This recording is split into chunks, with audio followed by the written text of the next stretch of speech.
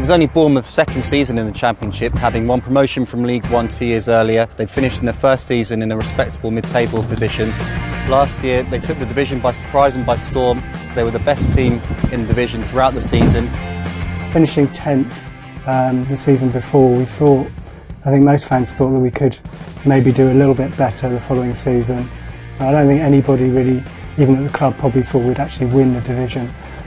So to go up as champions was beyond everybody's dreams. On the final day of the season, they got what they deserved, finishing top of the league thanks to a victory over Charlton.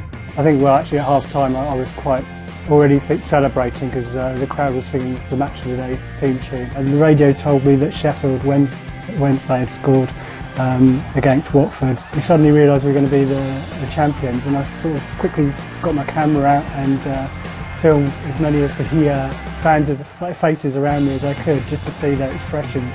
And then all of a sudden it sort of filtered through with people that, yeah, we were going to be champions. 5 or 6 years ago, Bournemouth were in a financial mess.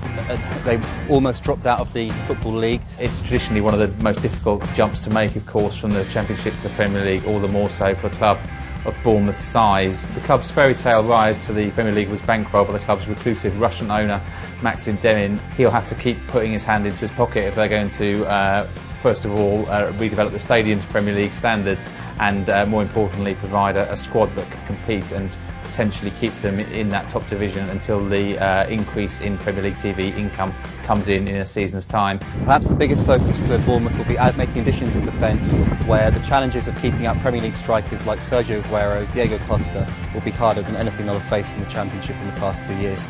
The big signing, of course, is Tyrone Mings, £8 million. To come in at left back. I saw a little bit of him obviously when we played Ipswich last year. We didn't get the better of him that often, I have to admit. They have signed Joshua King, who's a fast striker from Blackburn already, and Adam Federici, a goalkeeper, has been signed from Reading. There's been criticism from other clubs about the level of Bournemouth's expenditure, but what should also be said is that it's also a victory of coaching and planning. The manager, Eddie Howe, they see him as a god, and he was voted the Football League's Manager of the Decade in April, and followed that up by being named LMA's Manager of the Year. What he's done for the club is truly amazing. I don't think certainly the club would be in the Premier League without him. I think he will eventually sadly go on to even better things and bigger things, but I'm glad that he wants to lead the club in the Premier League. I think Eddie will have them very well prepared, even pre-season. He's been looking at teams that have gone up and done well in the top divisions, and he's learned a great deal, I imagine, in the last 7 years.